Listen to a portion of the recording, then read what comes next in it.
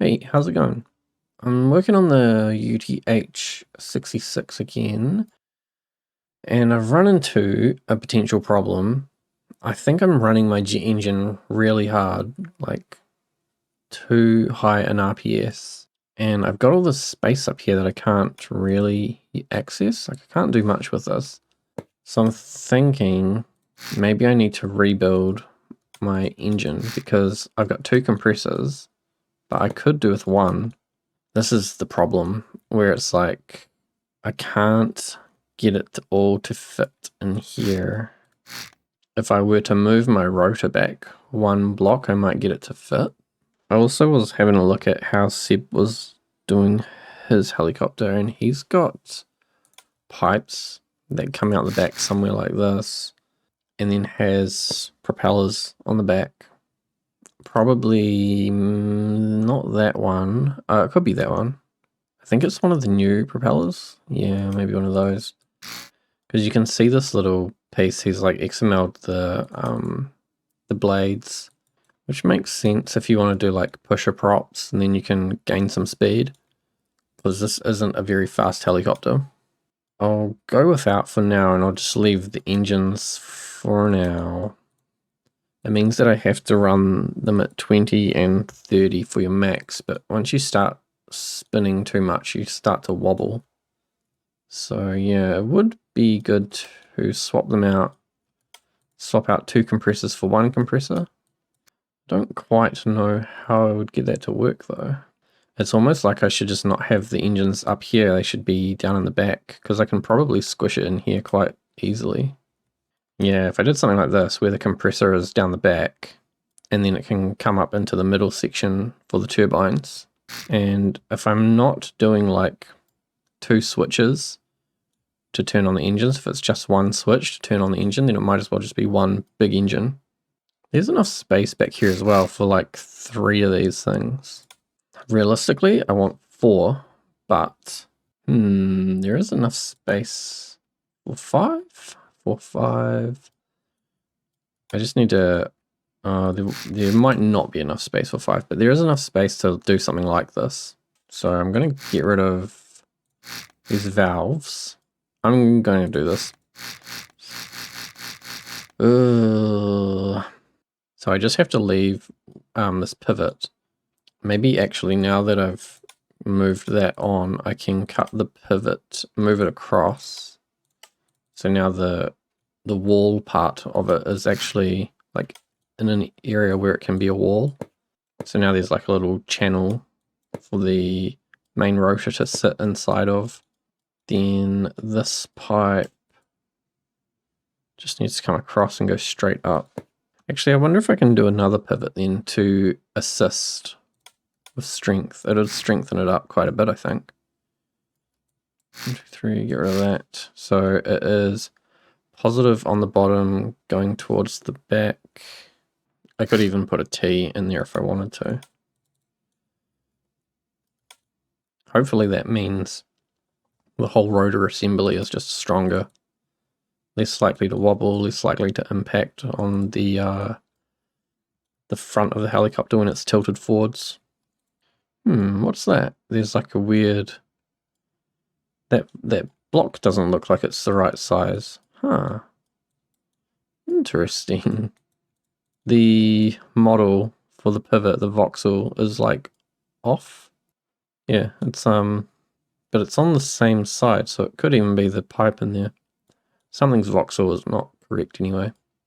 That'll make it easier as well to hide this. In the roof, I had to cut out these little wedges so that I could put in the engines. Now I can cover them back up and paint them. I went over earlier as well, over everything, and tried to get rid of all the white on the exterior, so it's all this like different shades of these blue colors. So I can only get like a 2 wide thing down here now, which means the whole front is basically cut off. I can see one solution, right? So these tracks, they can all be shuffled under, so there's at least 2 on each side, which is pretty much all I need. Can go in the roof and then the one block above it, so they could both be put in here. And then that frees up all this space. Here's an angle. It's all just like slightly in the wrong place. So then I need to figure out where this landing gear comes up to. And I don't think it's 1, 2, 3. It's probably like this level where these pipes are. I want to wall off the top of it at least. And then I think, what's moving down here? Nothing was moving, I don't think. Nothing that's like really important. I just want to see if I can get that landing gear to close up without interfering with anything. What's that hitting on? Oh yeah, the wheel is hitting that wall. So probably what I can do is close it up to here. And then it needs to jump up above that for the wheel. Do I need that gap there? I don't think so. I think that's fine. That will be fine. So by doing that, I can now see exactly how much space back here I have to put in jet engines. And I think if I get rid of these, if I get rid of the hatches, then I can move these pipes out. Damn, I'm going to have to build that again, I reckon. There is something fundamentally wrong with these hatches. Like, they could be a lot better. But how about I just leave that space open and start the jet here. Or like even I can go further back because I don't need to come any higher up this. So I can come all the way back to here if I wanted to. And then that gives me a lot of space to put the compressor in.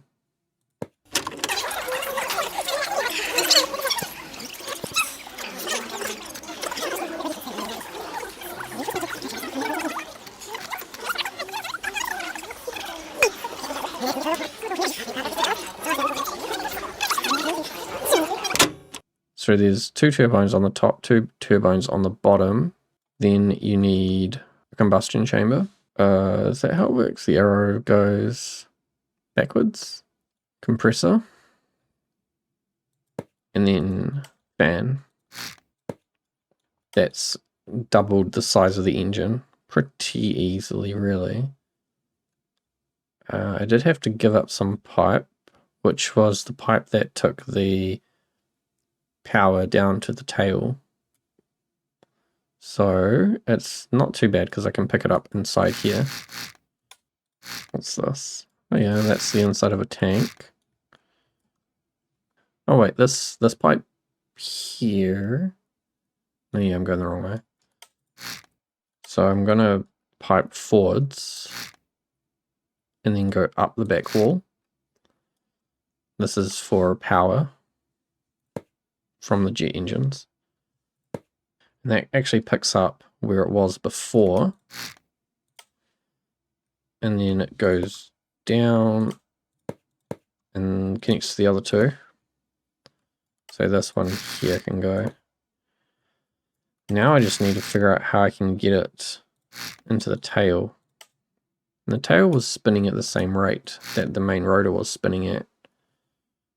Maybe I can put a clutch on it though, and that can help spin it at a different rate. If I put a valve directly like that, just going straight down, and then a pipe, that is directly into the fuel tank. That simplifies quite a lot actually. So then these 2 ports don't go anywhere anymore. These 2 pipes don't go anywhere.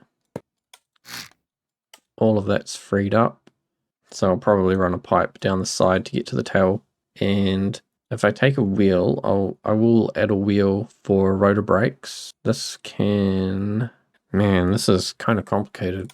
So you need a clutch then to connect the main rotor. And then what you also want is another clutch to connect a wheel, which would be connected, it's like a brake. So when this wheel's brake is applied, the helicopter's rotor brake is applied. That's how that works. Do I have enough space for a wheel?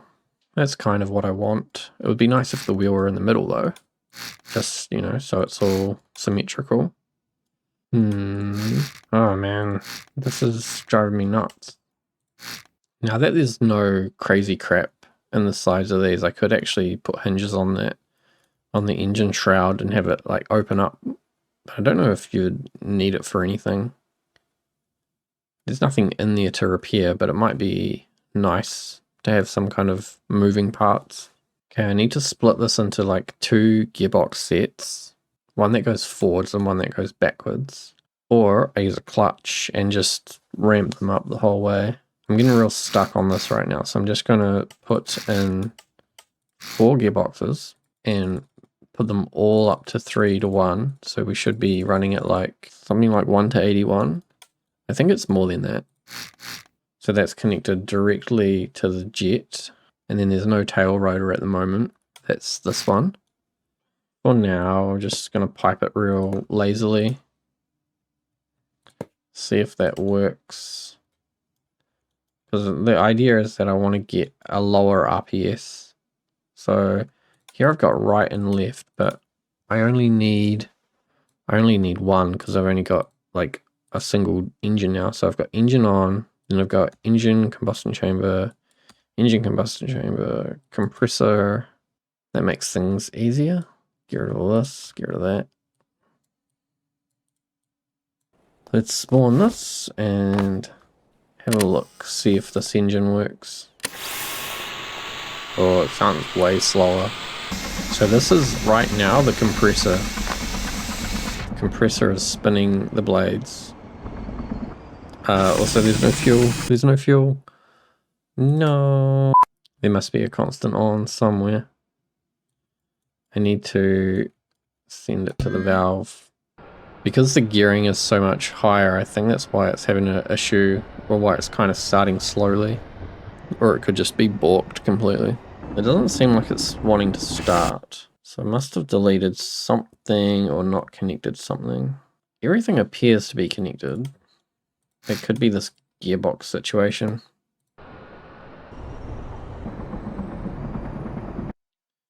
I don't think it's combusting.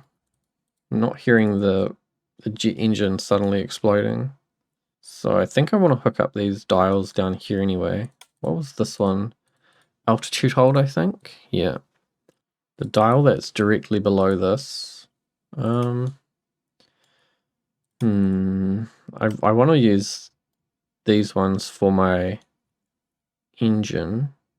So we've got altitude hold, and then one next to it will be another flip switch, and this will be main rotor brake, and then below that, so this is like 1, 2, 3, 4, yeah.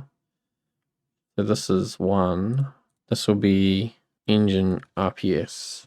I don't know what the RPS goes up to. I don't know what you'd put on to.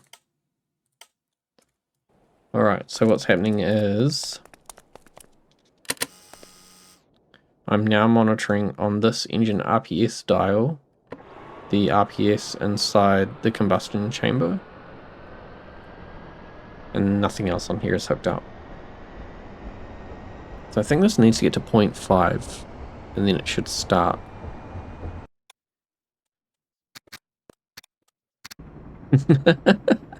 Come on, you can do it. There you go. That took so long. You can see it's already starting to wobble. Yep. Oh, violence. So it's just spinning way too fast. So I think I probably only need one of those gearboxes. And I can put a motor on there, I think, to help spin it when it's starting. This is going up way faster.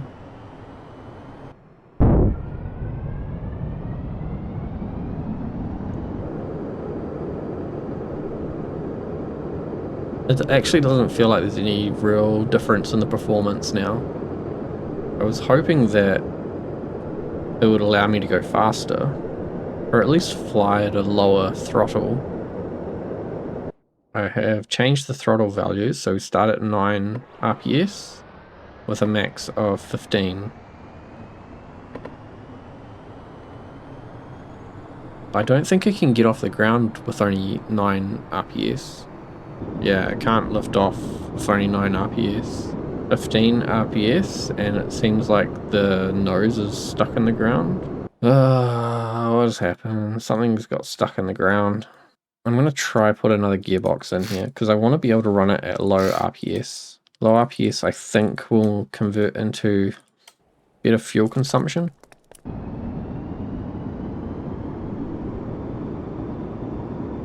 Well, that's better. That picked up really easily, and that's at engine is 9, and if I can go up to 15 without it shaking itself apart. Oh, it's starting to shake. It could be okay. It might have to be limited to like 13 or something. 14? Nah, 14 is when it starts to go nuts.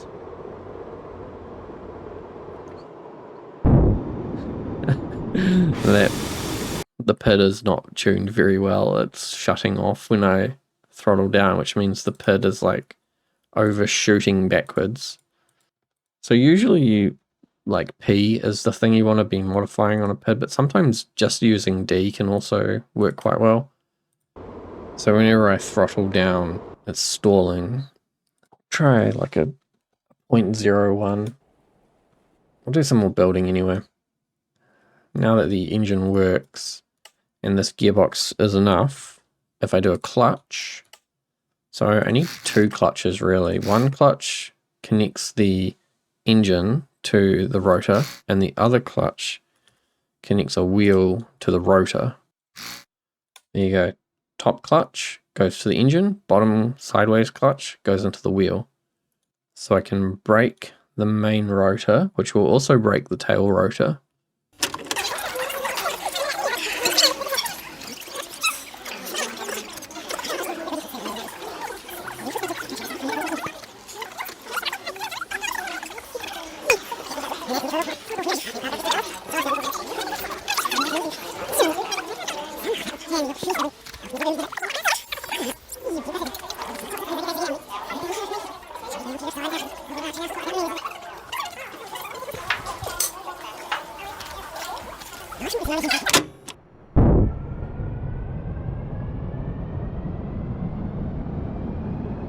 Hopefully this doesn't break the rotors.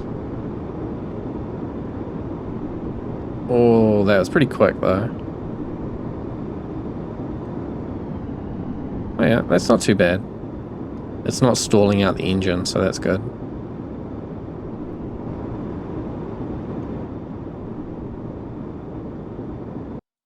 This engine throttle, I'm going to limit this to 13, I think, because it starts wobbling once you get into 14. I want this dial to go the other way, but that means I have to completely reconfigure this switch, or this instrument panel. So right now you can see where the instrument is. If I press U, now it starts on the left and it will go to the right, but everything's been mirrored. So like these 2 flip switches are now the other way around. And the channels are the other way around as well. And then engine RPS will be here, and it will be channel 4, and the top one will be channel 3. Please work the way I think it works. We're at 0.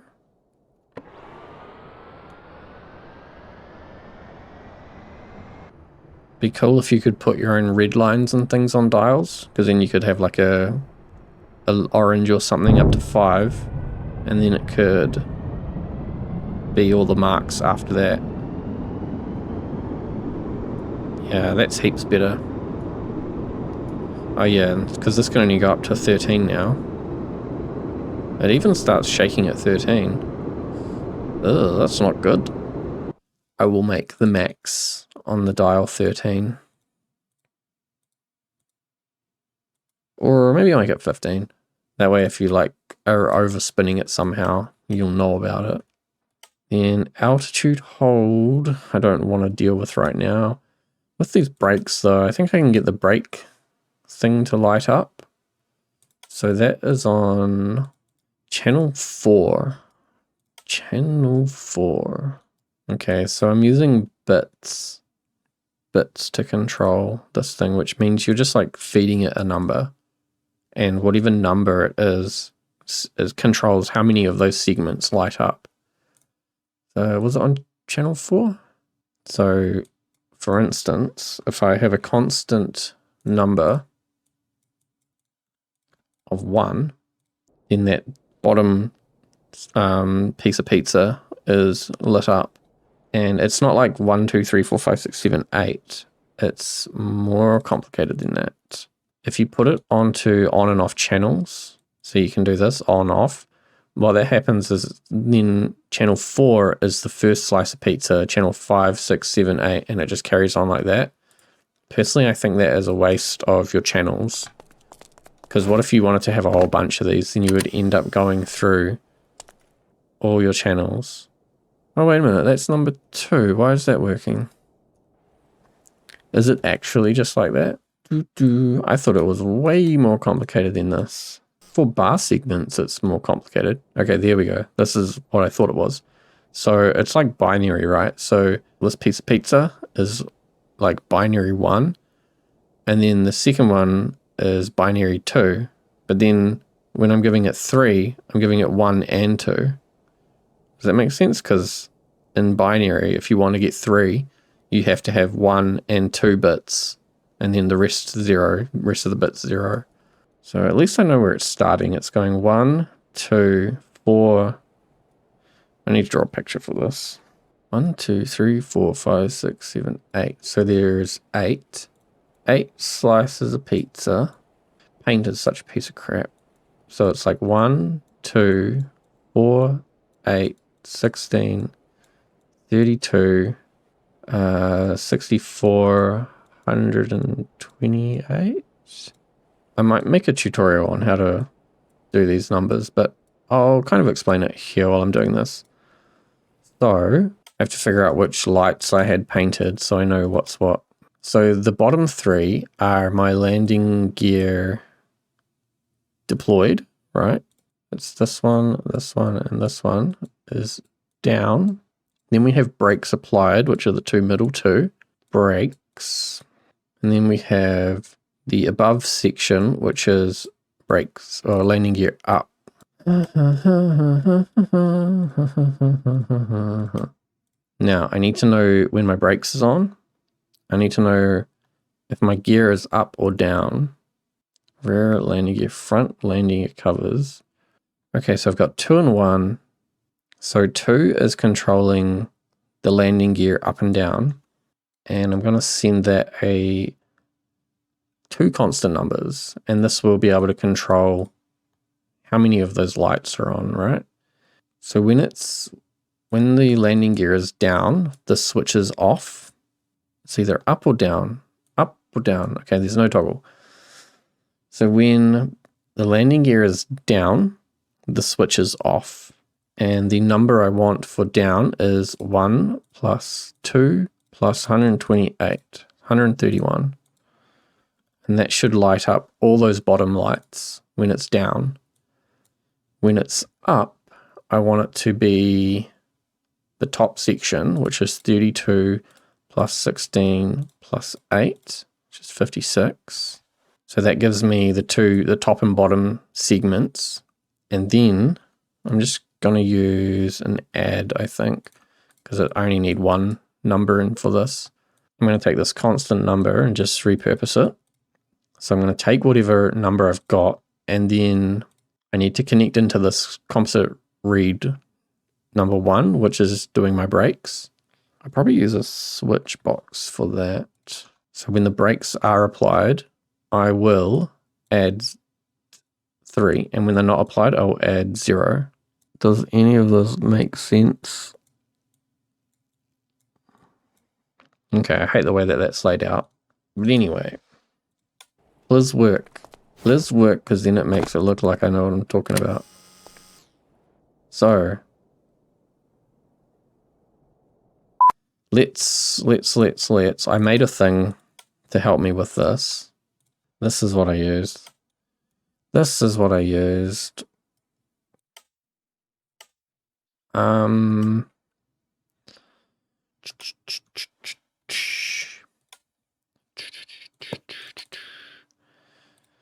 So this was actually for the emergency lights on the Patriot to help me figure out what sequences I needed. But it's like the same thing here. So we've got bits and the number I'm outputting. So this is like all the segments on there. There should be 8.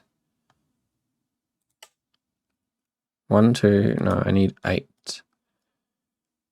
I had this many right because this is how many lights are on the Patriot. So 1, 2, 3, 4, 5, 6, 7, 8. And I'll get rid of those.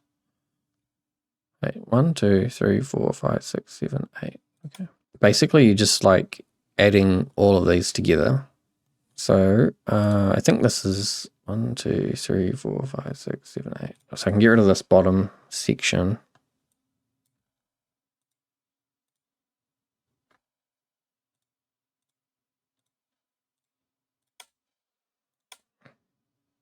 It will have 1, 2, 3, 4, 5, 6, 7, 8 radial segments. 1, 2, 3, 4, 5, 6, 7, 8. That's already on channel 1. So we're not setting any numbers. There's no number. If I push this one, oh, it's upside down. So I'm going to turn mine upside down because that will be what has happened. I think. Was it upside down? That's upside down, isn't it? Because this flip switch should be going the other way. This will be way easier now to figure out what's going on. So I need these bottom 3 to light up.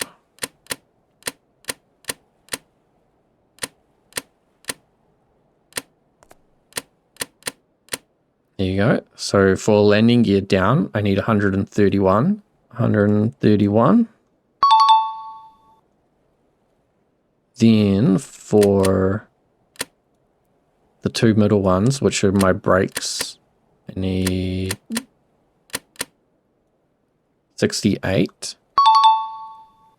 And then for the top ones,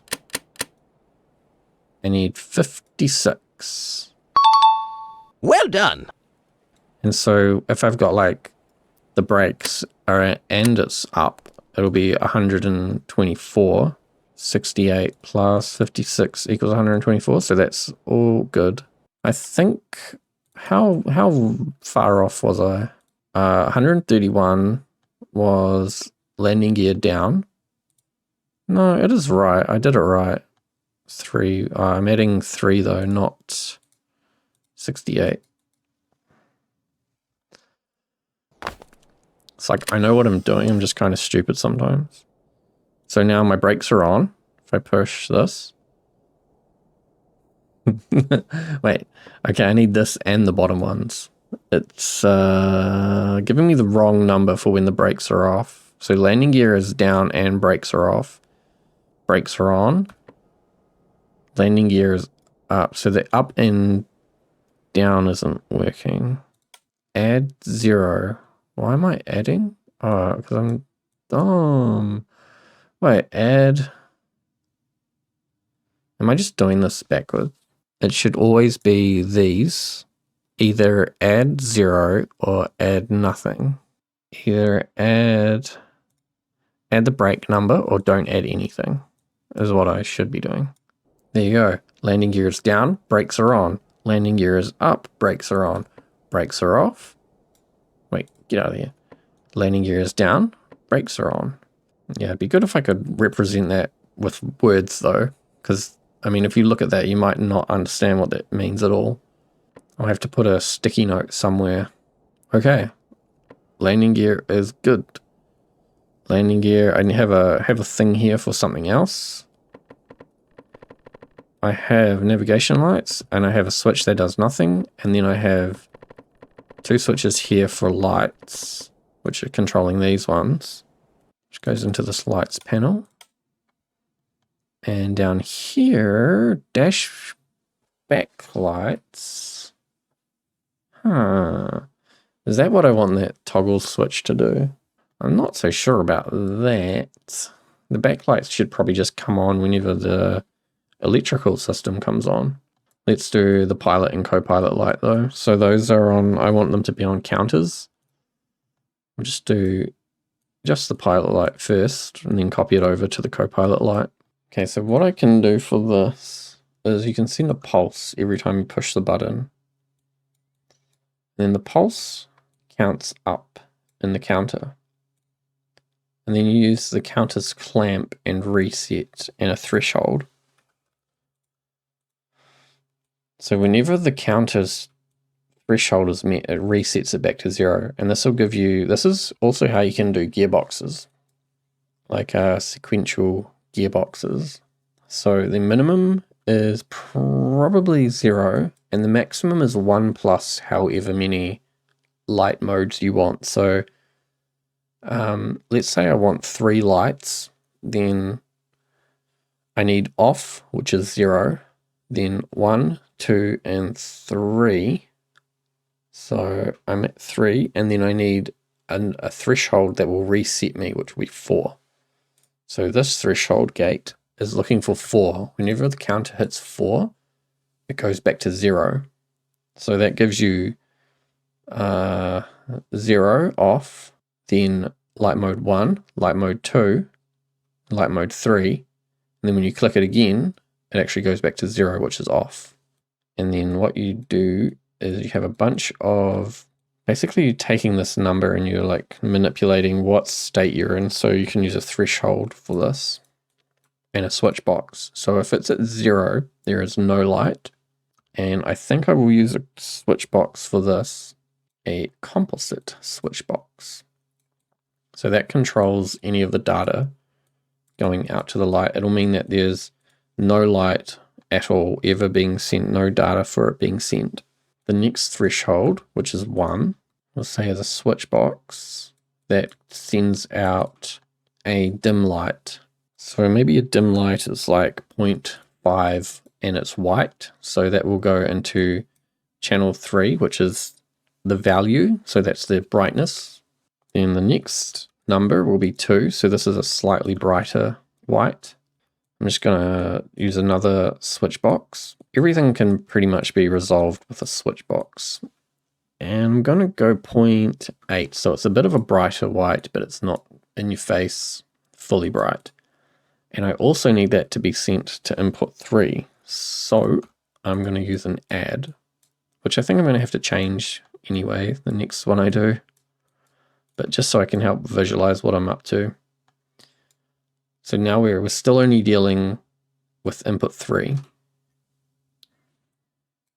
And then the last one, 3, I want to be a night light. So do I make it red or do I make it green? So using another switch box, I can send this one into the hue, into the value, the saturation, into the saturation. And we'll give it a constant 1. So it's like fully saturated. And then it will also pick up, it's not going to have any value, so it's basically going to turn off. I want it to have like 0.7 value when it goes into this one. Now, this looks kind of dumb, is what I'm just sort of realizing. So I would be using another switch box into on, and then I would be using a function. This one here, x, y, z, x plus y plus z, and then it won't matter which one of these comes into it. It'll just send the end result out into the HSV, into the value. So I have, this section is detecting which state I'm in. This section is changing the state. And then the switch boxes here are all like adding up those numbers. I think I've already connected all that up. So we shouldn't have any light on. And then if I push pilot light, nothing happened. No. What's happening? When the threshold here is 0, then be on. So this should be like 1, 2, 3. There you go. We've got a white light, a brighter white light, and then a red light. Spooky. It's real purple. I feel like the background color of the world is just blue. This is what it would look like at night. Is that a bit creepy? I mean, it lets you see everything, doesn't it? And then you can turn it off. Yeah, actually, like this is... You can't see anything in here. Maybe too bright. I actually kind of like that. Maybe if the saturation was a bit less, or the value was a bit less. I think if the value was less, it would be okay. Which means... no, I don't know what that means. Ooh, okay, that's... I feel... it's just... It feels overcomplicated.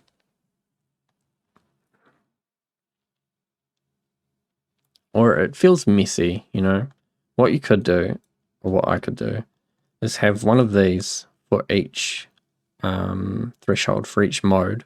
And like this makes a lot more sense to me. In terms of like readability, this makes a lot more sense. So your X, Y 360.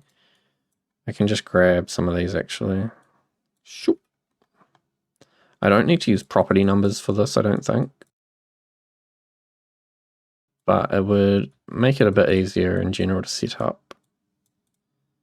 So if I want like a, let's say I want the first light to be white, so we can leave it at 0, and then say 0.5, that's the first light. Copy this, and then this is the second light, which is only getting a little bit more intense, 0.9, and we can actually get rid of these because we're only dealing with value at the moment. Start channel 3, channel count 1. All right, so there's the first number and the second number, and then we have the red color. So red is, do I want it at 0.9? I think that white could just be 0.7, so it's not super in your face. And that's 0.7 on the HS, 0.7 on the saturation, which means I only need 2 channels, and I start at channel 2, right? So I'm skipping H. I'm just having an SV light. So here we have dim white, slightly brighter white, and then a dim-ish red. So the saturation and the value are both 0.7, which means I can get rid of one of these and just share it. And then if you think about it, I can get rid of this and I can share that between there, because all I'm doing is changing the S part. Then if I use composite switch boxes, I have no way to like add these together. So what you would do is chain them all through each other. So when I think you would need one for just nothing, or you might be able to get away with it for nothing. So for a threshold of 1, we have this bottom light, and then a threshold of 2, we have the slightly brighter light, and then a threshold of 3, we have the red light. And if they're off, then it can just be like whatever the next one is, and then they all come out through here. So if none of these thresholds are met, it'll take this off signal and they'll all be off and it'll just go out into nothing. Then I can take the counter's value, because that's checking what state it's in. It's kind of interesting that these are 2 ways to do this, and hopefully they result in the exact same thing. So no light, no light, no light. It could just be going the wrong way. So when the threshold is met, it'll turn on and send the signal out. When it's off, when it's not met. Alright, because what I've done, I've been feeding like percentages, because I'm dumb. So with these functions that I've been using, divided by 100, divided by 360, that's if you want to take a color code. But because I'm dealing with white and red, which are both hue 0, all I'm messing around with is the percentages, the divide by 100. So I know like if it's 50%, I don't have to divide it by 100. I can just say it's 0.5 because it's half. And same if this is 70%, it's just 0.7, 70%. So I was trying to divide like a percentage by a percentage essentially. So getting rid of those functions should enable it to get the proper value. Now it's a slightly dimmer red. I think that's a bit better because now it's not like a blaring red, but it's still enough light that you can see everything. So I kind of feel like this, the first way I did it, is a lot more complicated. You just have a lot of numbers like being added and chucked out. So I'll get rid of that. And then using these composite switch boxes is a lot more streamlined. You can see quite easily where the counters is, which thresholds it's being sent out to. And then you can just follow the chain of composite signal to where it's going out to the light. That's much, much cleaner. And I think that's what we all want, isn't it? In life, we want a clean logic block. This is the Copilot light, which I think is this one. Copilot light. Exactly the same, it's just on a different channel. Which means if you want to be real, like, frugal about it, you can send these numbers back up.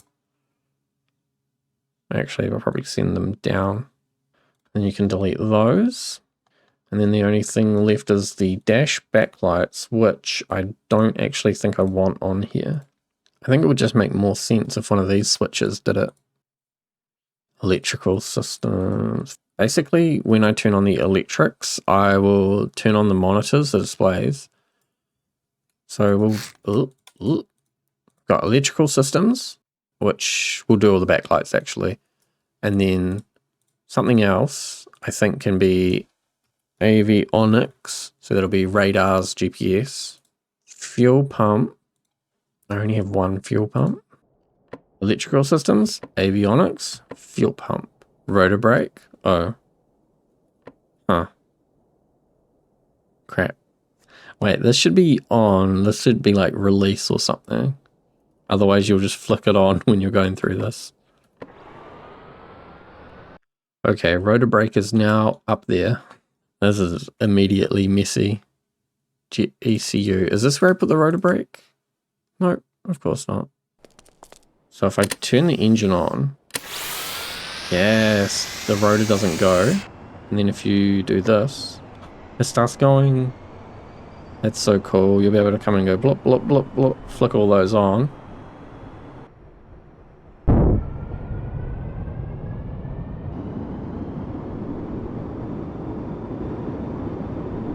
Landing gear. Well, that was quite a bit of logic. Hope you learnt something. I didn't learn anything. Yeah, we'll be back to working on this. I'll get this sorted soon, I think. So thanks for watching, and I'll see you next time.